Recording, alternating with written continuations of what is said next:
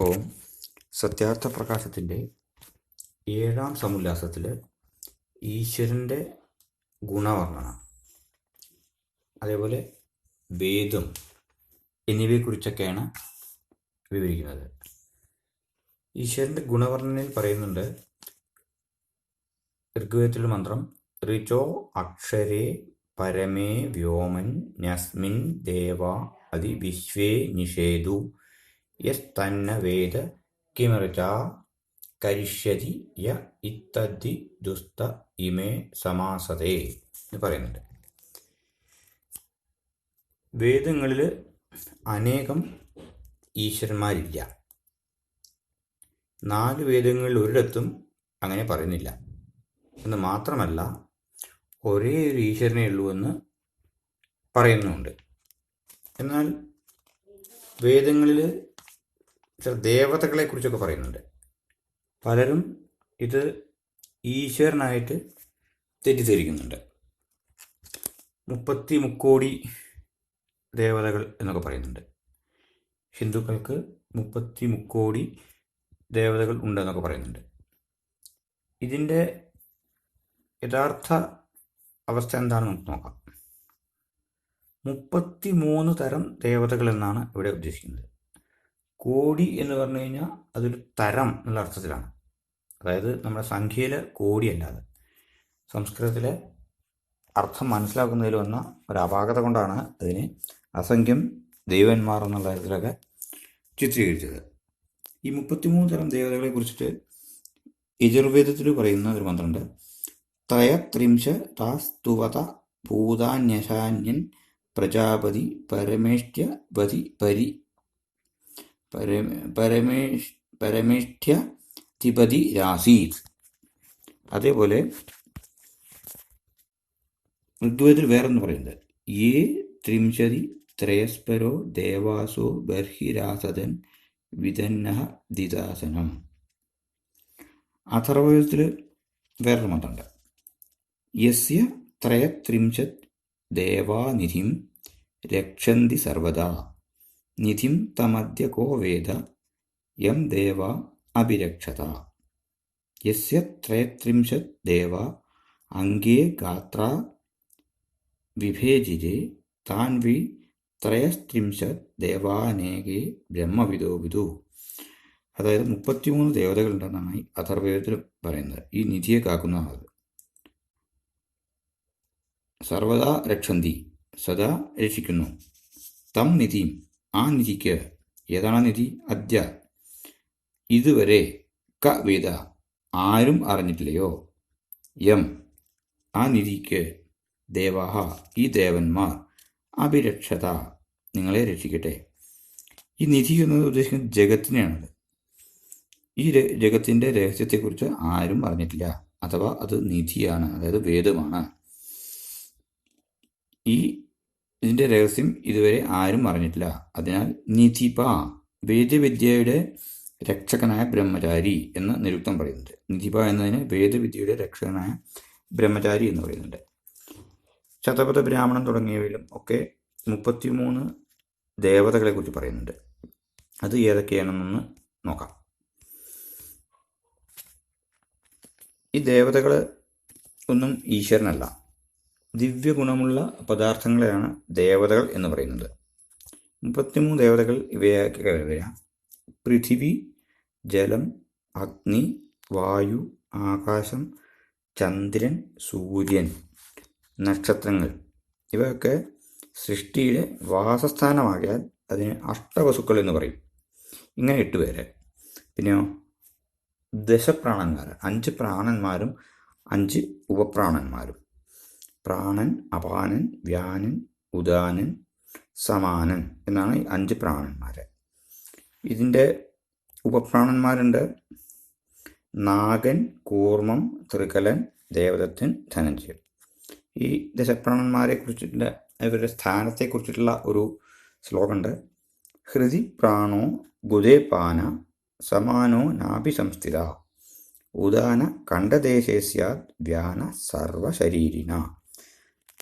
അതായത് ഓരോ പ്രാണൻ്റെയും സ്ഥലം എവിടെയെന്നൊക്കെയാണ് ഇതിൽ പറയുന്നത്. ഹൃദി പ്രാണോ ഗുദോപാന, സമാനോ നാഭി സംസ്ഥിത. ഇതൊക്കെ വളരെ വ്യക്തമായിട്ട് ആ മന്ത്രത്തിൽ നിന്ന് നമുക്ക് മനസ്സിലാക്കാൻ പറ്റുന്ന സരള സംസ്കൃത പദങ്ങളാണത്.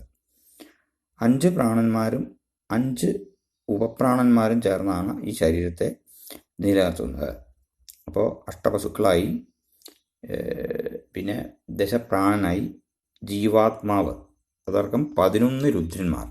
ദശപ്രാണന്മാരും ജീവാത്മാവും ചേർന്ന 11 രുദ്രന്മാർ.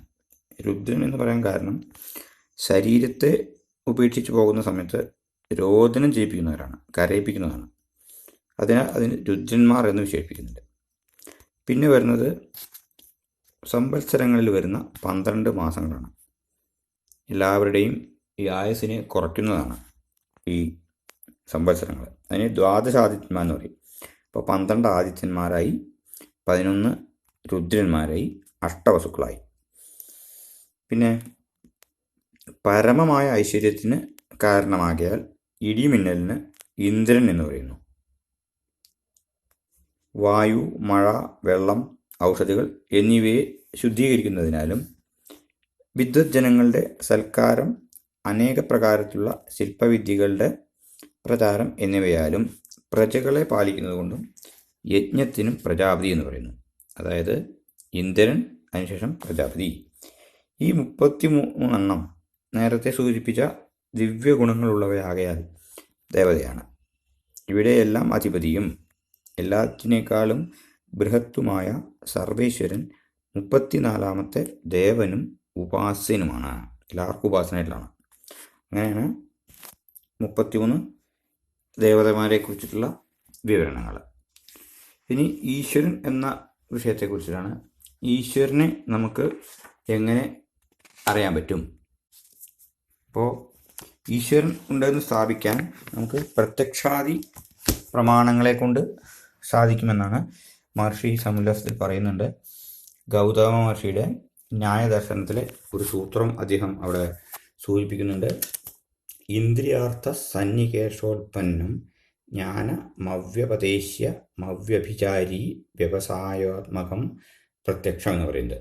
ഈ പ്രത്യക്ഷാദി പ്രമാണങ്ങളെക്കാൾ ഈശ്വരനെ നമുക്ക് അറിയാൻ കഴിയും. ജീവാത്മാവ് പരിശുദ്ധമായി പരമാത്മാവിനെ ധ്യാനിക്കുമ്പോൾ അതിന് ജീവാത്മാവും പരമാത്മാവും പ്രത്യക്ഷമാകുന്നു. പ്രത്യക്ഷമാകുന്നെങ്കിൽ തനു മനാദികൾ കൊണ്ട് ഈശ്വരജ്ഞാനം ഉണ്ടാകുമെന്നതിനാൽ എന്നതിന് സംശയം എന്താണ്? കാര്യം കണ്ടിട്ടാണല്ലോ കാരണം അനുമാനിക്കുന്നത്. അതേപോലെ ഇനി ഈശ്വരൻ്റെ വ്യാപകത്വം അതിനെക്കുറിച്ച് പറയുന്നുണ്ട്. ഈശ്വരൻ എങ്ങും വ്യാപിച്ചിരിക്കുന്നു. ഒരിടത്ത് മാത്രം സ്ഥിതി ചെയ്യുകയാണെങ്കിൽ സർവ അന്തര്യാമിയും സർവജ്ഞനും സർവനിയന്താവും സ്രഷ്ടാവും സംരക്ഷകനും സംഹാരകനും ആയിരിക്കാൻ ഈശ്വരന് സാധിക്കില്ല. കർത്താവിൻ്റെ സാന്നിധ്യമില്ലെങ്കിൽ അവിടെ ക്രിയ ഉണ്ടാവില്ല. അടുത്തത് ഈശ്വരൻ്റെ ദയ, ന്യായം എന്നീ വിഷയങ്ങളെ കുറിച്ചിട്ടാണ്. ഇവ തമ്മിലുള്ള എന്താ വ്യത്യാസം? ന്യായം, ദയ എന്നിവയ്ക്ക് തമ്മിൽ ചെറിയൊരു വ്യത്യാസമേ ഉള്ളൂ. ന്യായം കൊണ്ട് സിദ്ധിക്കുന്ന പ്രയോജനം തന്നെയാണ് ദയ കൊണ്ടും ലഭിക്കുന്നത്. മനുഷ്യർ കുറ്റം ചെയ്യുമ്പോൾ മനുഷ്യർ കുറ്റം ചെയ്യുന്നതിൽ നിന്ന് പിന്മാറുക, അതേപോലെ ദുഃഖം അനുഭവിക്കാതിരിക്കുകയും ചെയ്യുന്നതിനാണ് ശിക്ഷ നൽകുന്നത്. മനുഷ്യന്മാർ കുറ്റം ചെയ്യുന്നതിനും അതേപോലെ ദുഃഖം അനുഭവിക്കാതിരിക്കുകയും ചെയ്യുന്നതിന് ആണ് ശിക്ഷ നൽകുന്നത്. മറ്റുള്ളവരുടെ ദുഃഖങ്ങളെ ദൂരീകരിക്കുന്നതിനാണ് ദയ എന്ന് പറയുക. ദയ, ന്യായം എന്നിവയ്ക്ക് ഇതാണ് അർത്ഥം. നിങ്ങൾ മറ്റുള്ളവർ പൊതുവെ കരുതുന്ന തരത്തിലല്ല. എന്നാൽ ഏത് ദുഷ്കർമ്മം ഒരുവൻ എത്രത്തോളം ചെയ്തുവോ അവന് അതിന് തക്കവണ്ണം ശിക്ഷ നൽകണം. അതാണ് ന്യായം. അതാണ് അവർക്ക് ന്യായം. ഒരു കുറ്റവാളി വലിയൊരു ഘോര കൃത്യം ചെയ്ത ആ ദുഃഖം അനുഭവിച്ച ആൾക്ക് ന്യായം ലഭിക്കണം നമ്മൾ പറയാറുണ്ട്. കുറ്റം ചെയ്തവന് ശിക്ഷ നൽകുന്നില്ലെങ്കിൽ ദയയില്ലാതെയാവും. കുറ്റക്കാരനെ, കള്ളനെ ശിക്ഷിക്കാതെ വിട്ടാൽ അത് അനേകായിരം പേർക്ക് ഉപദ്രവം ഉണ്ടാക്കും. ഒരാളെ ശിക്ഷിക്കാതെ വിട്ടേക്കുന്നത് കൊണ്ട് അനേകം പേർക്ക് ദുഃഖം നേരിടുമ്പോൾ അതെങ്ങനെ ദയാവുക? അപ്പോൾ ആ കള്ളനെ അല്ലെങ്കിൽ ആ കൊള്ളക്കാരനെ തടവിലിട്ട് പാപകർമ്മങ്ങളിൽ നിന്ന് അകറ്റി നിർത്തുന്നത് കൊണ്ട് കള്ളൻ്റെ നേരെയും അവനെ കൊന്നുകളയുന്നത് കൊണ്ട് മറ്റുള്ള അനേകായിരം ആളുകളുടെ പേരിൽ ദയ കാണിക്കുന്നു. ഇനി ഈശ്വരൻ സാകാരനാണോ നിരാകാരനാണോ എന്നുള്ളതാണ്. ഈശ്വരൻ നിരാകാരനാണ്. സാകാരനാണെങ്കിൽ വ്യാപകനാവാൻ പറ്റില്ല, എല്ലാ സ്ഥലത്തും നിറഞ്ഞു നിൽക്കാൻ പറ്റില്ല. വ്യാപകനല്ലെങ്കിൽ അദ്ദേഹത്തിന് സർവജ്ഞത്വം മുതലായ ഗുണങ്ങൾ ചേരുകയുമില്ല. എല്ലായിടത്തും ഉണ്ടെങ്കിൽ എല്ലാ കാര്യങ്ങളും അറിയുള്ളൂ, സർവജ്ഞനാവാൻ പറ്റുള്ളൂ. പരിമിതമായുള്ള വസ്തുവിലുള്ള ഗുണകർമ്മ സ്വഭാവങ്ങളും പരിമിതമായിരിക്കുമല്ലോ. കൂടാതെ ഈശ്വരൻ സാകാരനാണെങ്കിൽ ശീതോഷ്ണങ്ങൾ, വിശപ്പ്, ദാഹം, രോഗങ്ങൾ, ദോഷങ്ങൾ തുടങ്ങിയ ക്രിയകൾ ഒന്നും ഏൽക്കാതിരിക്കാനും പറ്റില്ല. അതുകൊണ്ട് ഈശ്വരൻ നിരാകാരനാണ്. ഈശ്വരൻ സാകാരനെങ്കിൽ ഈശ്വരൻ്റെ കണ്ണ്, മൂക്ക് തുടങ്ങിയിട്ടുള്ള അവയവങ്ങൾ നിർമ്മിക്കുന്ന വേറൊരാളുണ്ടാവണം. അതേപോലെ ഈശ്വരൻ സർവശക്തനാണ്. സർവശക്തൻ എന്ന് പറഞ്ഞ അർത്ഥം ഈശ്വരന് തൻ്റെ കർത്തവ്യങ്ങൾ, തൻ്റെ കടമകളൊക്കെ ചെയ്യാൻ ഒരാളുടെയും ആവശ്യം വരുന്നില്ല, ഒരു സഹായം ആവശ്യമില്ല, സ്വയം ചെയ്യാൻ കഴിയുന്നതാണ്.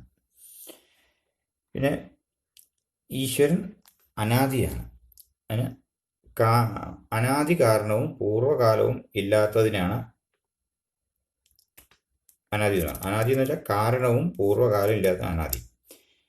ഇതെല്ലാം ഒന്നാമത്തെ സമുല്ലാസത്തിൽ നമ്മൾ പറഞ്ഞിട്ടുണ്ട്. ഇനി ഈശ്വരൻ്റെ സ്തുതി, പ്രാർത്ഥന, ഉപാസനയെക്കുറിച്ചൊക്കെ നോക്കാം. എന്താണ് സ്തുതി ഭേദങ്ങൾ എന്നാണ്. ഈശ്വരങ്കിൽ ഉണ്ടാകുന്ന സ്നേഹം, ഈശ്വരൻ്റെ ഗുണകർമ്മ സ്വഭാവങ്ങളിൽ നിന്ന് അവനവൻ്റെ ഗുണകർമ്മ സ്വഭാവങ്ങൾക്കുണ്ടാകാവുന്ന സംസ്കാരം എന്നിവയാണ് സ്തുതിയുടെ ഫലം. അതായത് ഈശ്വരങ്കിൽ ഉണ്ടാകുന്ന സ്നേഹം, ഈശ്വരൻ്റെ ഗുണകർമ്മ സ്വഭാവങ്ങളിൽ നിന്ന് അവനവൻ്റെ ഗുണകർമ്മ സ്വഭാവങ്ങൾക്കുണ്ടാകാവുന്ന സംസ്കാരം എന്നിവയാണ് സ്തുതിയുടെ ഫലം. പ്രാർത്ഥന കൊണ്ട് അഭിമാനമില്ലായ്മ, ഉത്സാഹം, സഹായം എന്നിവ ലഭിക്കുന്നുണ്ട്. പരബ്രഹ്മത്തിൻ്റെ സാക്ഷാത്കാരവും സായുജ്യസിദ്ധിയുമാണ് ഉപാസനയുടെ ഫലം. സർവവ്യാപിയും ശീഘ്രകാരിയും അനന്തബലവാനും ശുദ്ധസ്വരൂപനും സർവജ്ഞനും സർവന്തര്യാമിയും സർവോപരി ശോഭിക്കുന്നവനും സനാതനനും സ്വയംഭൂമായ ഈശ്വരൻ സനാതനരും അനാദികളുമായ ജീവാത്മാക്കളാകുന്ന തൻ്റെ പ്രജകൾക്ക് സനാതനമായ വേദവിദ്യ ഉപദേശിച്ച് ആവശ്യമായ പദാർത്ഥജ്ഞാനം ഉളവാക്കി കൊടുക്കുന്നു എന്ന് സത്യാർത്ഥപ്രകാശത്തിൽ മഹർഷി പറയാണ്. ഈശ്വരൻ ഇക്കാര്യം ഒന്ന് വ്യക്തമാക്കാൻ പറഞ്ഞപ്പോൾ അവിടെ പറയാണ്. ഇനി എങ്ങനെയാണ് പ്രാർത്ഥിക്കേണ്ടത്, എങ്ങനെയാണ് പ്രാർത്ഥിക്കാൻ പാടില്ല? അതിന് പറയുന്നത് യജുർവേദത്തിലെ ചില മന്ത്രങ്ങളൊക്കെ സൂചിപ്പിക്കുന്നുണ്ട്. ഒന്നാമത്തെ മന്ത്രം യാം മേധാം ദേവഗണ പിതരശ്ചോപാസത്തെ തയാമാമദ്യ മേധയാഗ്നേ മേധാവിനം ഗുരുസ്വഹ. അല്ലയോ അഗ്നേ, പ്രകാശസ്വരൂപനായ സർവേശ്വര, അവിടുന്ന് ദയവ് ചെയ്ത് ഏതൊരു ബുദ്ധിയെയാണോ വിദ്വാൻമാരും ജ്ഞാനികളും യോഗികളും ഉപാസിക്കുന്നത് ആ ബുദ്ധി നൽകി ഞങ്ങളെ ബുദ്ധിമാന്മാരാക്കിയാലും എന്ന് പറയുന്നു. പിന്നെ പറയുന്നത് തേജോസി തേജോമയി ദേഹി, വീര്യമസി വീര്യമയി ദേഹി, ബലമസി ബലമയി ദേഹി തുടങ്ങിയിട്ടുള്ള മന്ത്രങ്ങൾ പറയുന്നുണ്ട്. അവിടുന്ന് പറയുന്നത് ഭഗവാൻ അവിടുന്ന് പ്രകാശരൂപിയാകുന്നു, ദയവ് ചെയ്ത് എന്നിലും പ്രകാശത്തെ പ്രദർശിച്ചാലും. അവിടുന്ന് അളവറ്റ പരാക്രമമുള്ളവനാണ്, കൃപ ചെയ്ത് എന്നിലും പരാക്രമമുളവാക്കിയാലും. അവിടുന്ന് അളവറ്റ ബലവാനാണ്, എന്നിലും ബലം തന്നാലും.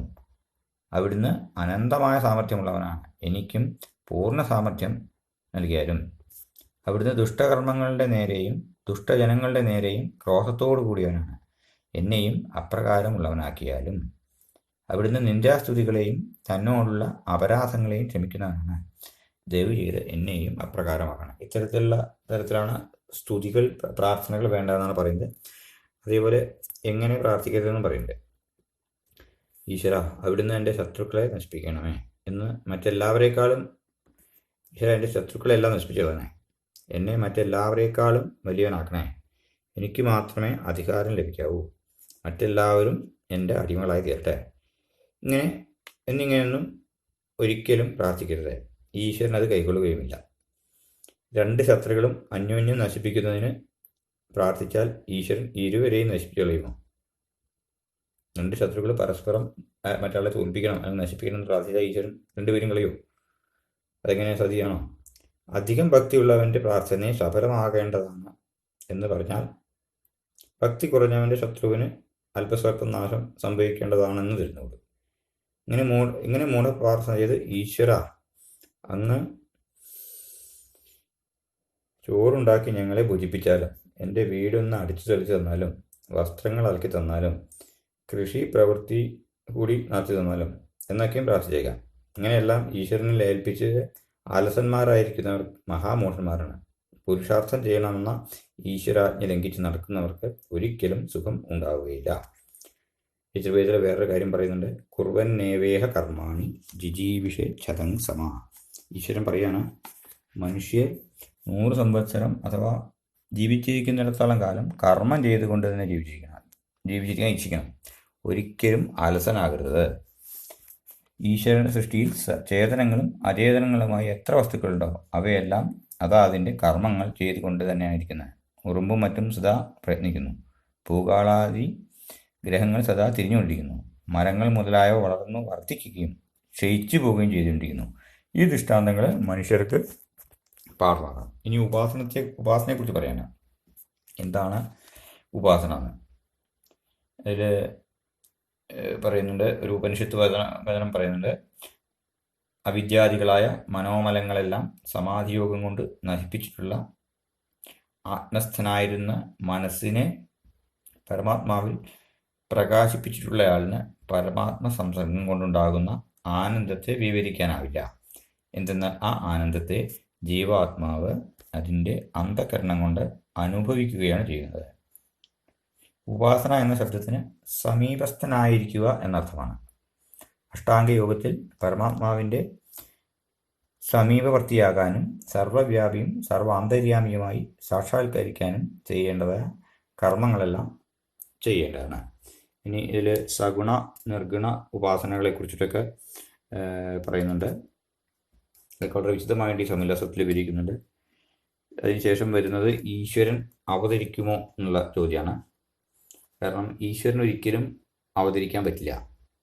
യജുർവേദത്തിൽ പറയുന്നത് അകായ മവ്രണ മസ്നാവിരം എന്നാണ്. ശരീരവും ഒന്നുമില്ലാത്ത ഇതാണ് ഈശ്വരൻ എന്ന് യജുർവേദത്തിൽ വ്യക്തമായി പറയുന്നുണ്ട്. ഈശ്വരൻ സർവ്വവ്യാപിയാണ്, എല്ലായിടത്തും ഉള്ളതാണ്. അപ്പോൾ അദ്ദേഹം ഇല്ലാത്ത സ്ഥലത്തേക്ക് അവതരിക്കാൻ അല്ലെങ്കിൽ ഇറങ്ങി വരാൻ സാധിക്കില്ല. നമ്മുടെ അവതാരത്തെ അംഗീകരിക്കുന്നവർ അല്ലെങ്കിൽ അതിൽ വിശ്വസിക്കുന്നവർ പലപ്പോഴും ഉദ്ധരിക്കുന്ന ചില ഗീതയിലെ ശ്ലോകങ്ങളൊക്കെ ഉണ്ട്. പരിത്രാണായ സാധുയ എന്നൊക്കെയുള്ള അതിൻ്റെയൊക്കെ അർത്ഥങ്ങൾ വളരെ വികലമായിട്ടാണ് അങ്ങ് പ്രചരിപ്പിക്കുന്നത്. ഗീതയിലെ പല ശ്ലോകങ്ങളും പ്രക്ഷിപ്തങ്ങളാണ് എന്നൊക്കെ മഹർഷി ഈ സത്യാർത്ഥ പ്രകാശത്തിൽ വിശദമായിട്ട് പറയുന്നുണ്ട്. ഇനി വേദങ്ങളെ കുറിച്ചിട്ടാണ് പറയുന്നത്. വേദങ്ങൾ സൃഷ്ടിയുടെ ആദിയിൽ ഈശ്വരൻ 4 ഋഷിമാരിലൂടെ പ്രകാശിപ്പിച്ചതാണ്. അത് അനാദിയാണ്. ഇത്തരം കാര്യങ്ങളൊക്കെ വളരെ ഭംഗിയായിട്ട് പറയുന്നുണ്ട്. ഈശ്വരൻ്റെ ജ്ഞാനമാണ് വേദങ്ങൾ. വേദങ്ങളുടെ ശാഖകളെ കുറിച്ച് പറയുന്നുണ്ട്. വേദത്തിന് 1127 ശാഖകളുള്ളതായിട്ട് ഇതിൽ പറയുന്നുണ്ട്. ശാഖ എന്താ ചോദിക്കുന്നുണ്ട്. അത് വേദത്തിൻ്റെ വ്യാഖ്യാനമാണെന്ന് പറയുന്നത്. അത്തരത്തിൽ വേദങ്ങളെ കുറിച്ചിട്ടും പറയുന്നുണ്ട്. അത്തരത്തിൽ ഈശ്വരൻ വേദങ്ങൾ തുടങ്ങിയ വിവിധ വിഷയങ്ങളെ വളരെ സംക്ഷിപ്തമായിട്ട് വിവരിക്കുന്നുണ്ട് ഈ സമുല്ലാസത്തിൽ.